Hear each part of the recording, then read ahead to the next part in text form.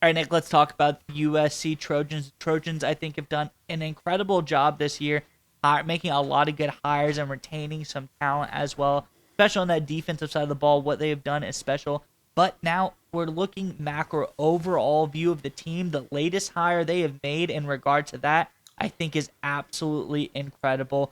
We'll get into that in just a second. But before we do that, I'm Andrew, and this is Saturday Morning Inspection.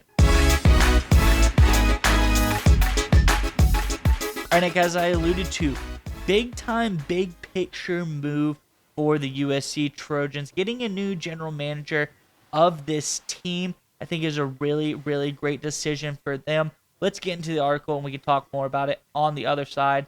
This, of course, over from On3 Sports. It says the USC Trojans continue to make splash hires this offseason after landing tight end coach Chad Savage, linebacker coach Rob Ryan, and holding on to defensive coordinator D'Anton Lynn with a contract extension.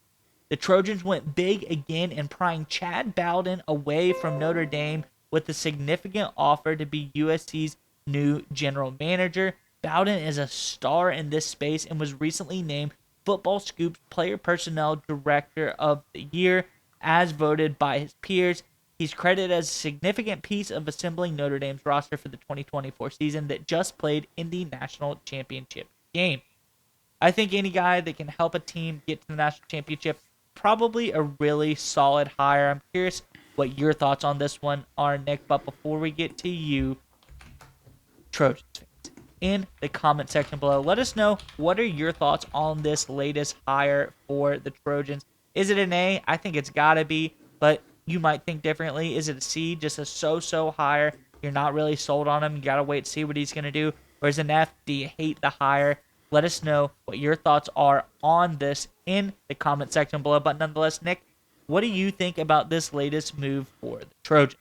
I think it's absolutely outstanding. We live in a new world of college football, right? We talk about it all the time on this channel. I feel like we keep repeating ourselves, but it's so true. The college game is becoming essentially like the NFL game. No longer is it about just building a staff full of recruiters and developers. You've got to treat it like it's an NFL franchise with essentially a front office, a general manager, like we're hearing in this case, with the staff of evaluators and deal makers allocating dollars, right? Instead of the salary cap of the NFL, it's NIL money and things like that in the college world. And you need to be really good at that. You have to be outstanding at that to be a top flight competitor in college football. That's just the truth. I'm not a huge fan of it personally, but that's the reality. You got to live in real world if you're going to be successful, and that's exactly what Lincoln Riley is showing here with this hire. And look, what Notre Dame did, people don't sleep on how phenomenal this roster was built by the Notre Dame Fighting Irish. According to Jack Sobel, the Notre Dame Fighting Irish had 16 starters who missed time this season. 16, including 6 season enders, some All-American kind of players on that list as well. And despite that just rash of injuries,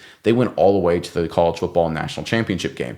What does that mean? It means they had a deep, talented roster. They didn't just rely on a few top-heavy guys to carry the team. They had good backups. They had a core of guys ready to step up. They had veterans and young guys ready. They created a team that wasn't dependent on just 1 or 2 stars.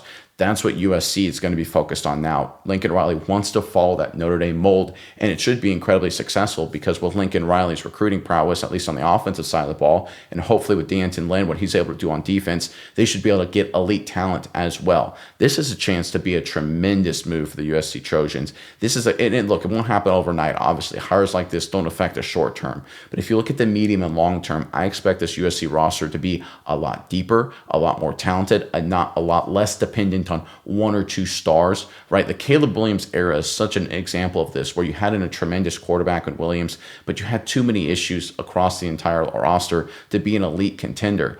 Now they're bringing in a new GM to hopefully restructure this roster, give it deep and talent, get players everywhere, and that when you have that elite quarterback, you have one of these All-American guys, he's surrounded with enough great players so that way this team can make a serious run to a college football championship. Now, look, obviously, it's not going to happen overnight. It's going to take weeks, months, and even a few years for all this to settle in, but I think the future is really bright in USC. I think this is one of the better hires Lincoln Riley has made in a long time.